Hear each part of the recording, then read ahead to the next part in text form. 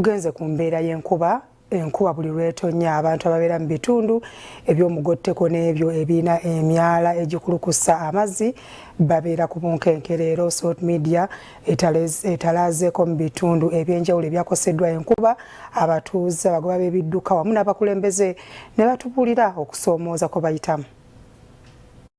Ng'abakola ku nsonga z'enteebereza y'obudde mu nnyaffe Uganda, aba Uganda National Meteorological Authority bakavaayo okulabula bannayuganda naddala ku nkuba bikokyo ekyagendera ddala maaso n'okubanga ate etonnya. Ebbanga ttono nnyo bannayuganda ennyindo kati yenkata. Enkuba buli lw'etonnya ebitundu ebisinga mu kibuga Kampala bifuuka katogo, amazzi ne ganjalirira buli wamu, amakubo ne goonooneka, olwo ate ne bizinensi ne ziggalwa. Tutalazeeko mu bitundu ebitali bimu mu kibuga Kampala. Eno ng'abakuba b'ebidduka nga bakulembeddwamu Sally Ronald bagamba bwe bati. Naye enkuba etonnya ennaku zino etufuukidde enkuba olw'ekkubo lyaffe ebbi. Lino ekkubo lya Salama Road kati eryatuuka terikyali kkubo. Katugambe ekkubo ery'ebikata lwa nsonga lirimu ebinnya bingi, emyala gyazibikira. Bo abagoba ba boda nabo pikipiki zaabwe babula kuzeetikka olw'enkuba eyagootaanyizza amakubo ate nga nekkubo funda. Ebinya bifuuka binya batutomera buli ku makya lwaggulu. Ekkubo litubonyaabonya batuyambe. Piki zaffe zoonekera ku lino ekkubo zikabuza oba zifa mu lunaku lumu.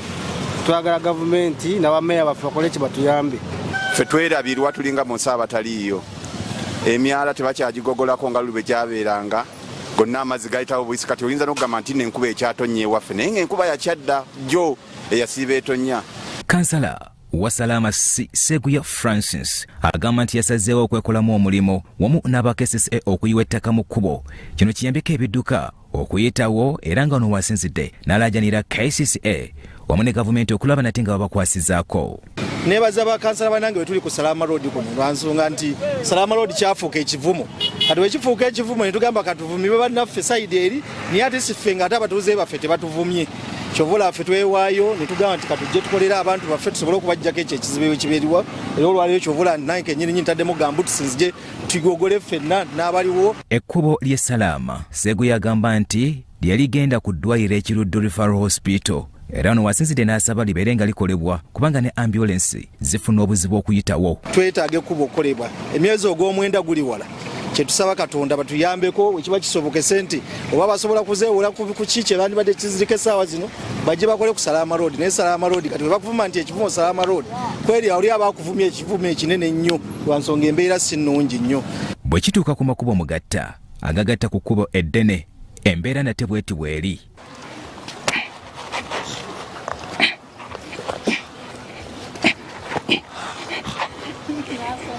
Bwe tutuuka ku nsonga y'enkuba yadde ewagwa enkuba wagwana sooli waliwo ebifo ebimu ebiteetaaga nate kuwulira kigambo ekyo naddala mu kibuga Kampala mu magombolola ana okuli Makindye, Lubaga n'ebitundu ebirala.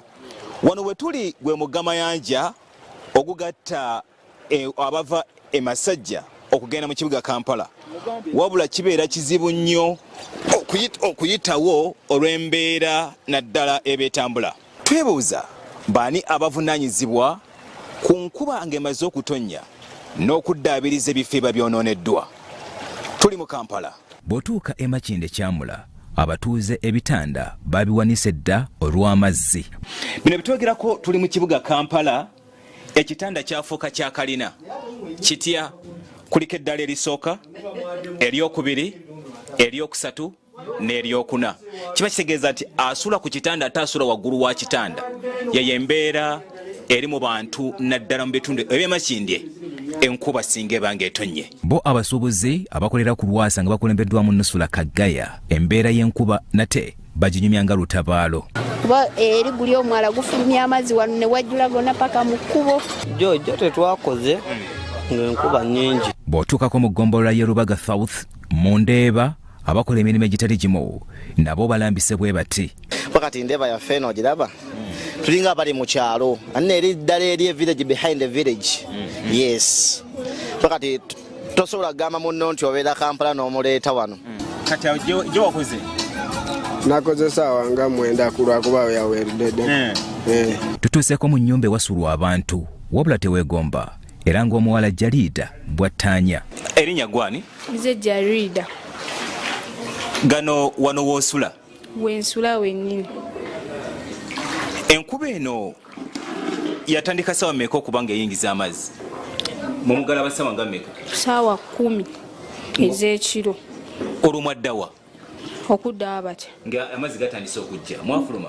Twafuluma ne tuyita bannaffe ne bajja ne batuyambako okugyamu ebintu ne tubiteeka eri we tumala ne tutandika oyoola amazzi. Kati zino ennaku esigadde musulawa? Tusula era eri gyo tegatuukayo gakoma wano. Bwe guba munnyo kino kye tutegeeza naddala ku nsonga ez'enjawulo ezikwata ku muntu wa wansi. Awo woolaba eyo ntebe tekyasobola kuba ng'eri mu mazzi gano. Eyo sigirisa kati ne stoovu be bamu ku byayonoonese. Eno emu ku dayiningi kwe babeera nate nga bateeka ekyokulya oba kwe baliira. Naye olw'embeera y'amazzi agaafuuse ekizibu buli kimu kyayonoonese. Bino byolaba wano embeera bweti bwefaanana n'amasanya eno ntidde okuyingirayo katukome wano naye nga kyolina okumanya nti n'ebitanda biri waggulu. Ye maama w'abaana bano Betty Kyeyune era nga munnamawulire w'ekitundu wanjagidde President Museveni sakati n'abakulembeze okubatunulamu naddala ku mbeera gye balimu. Amazzi gatuyisa ennyumba ogirabye? Ogirabye bulungi? Ennyumba yaffe tuli ba NRM lukulwe. Banna NRM tata waffe wa NRM jjajja waffe wa NRM abaana b'enzadde baabano ba NRM n'abazzukulu. Naye tuli mu mbeera embi, tuli mu gavumenti gye tuwagira naye nga ate tetulina gye tugifunyeemu. Yadde ng'embeera tewumya nnakabululu mukyala Kyeyune Salt Media ajogerako bw'ati. Salt Media nze njagala nnyo kuba pasita Bugingo pasita wange muyinamu ebyamagero lwakuba sinnatuuka gy'ali naye ndi mu kkubo. Nga enkuba ekyagendera ddala maaso n'okuba ng'ate etonnya emyala gizibikira amataba gafuuse ensonga ekibuuzo kiri nti ani avunaanyizibwa? Bya Wamala Joshua Semaganda Farouk Sessaz Salt TV Omunnyo.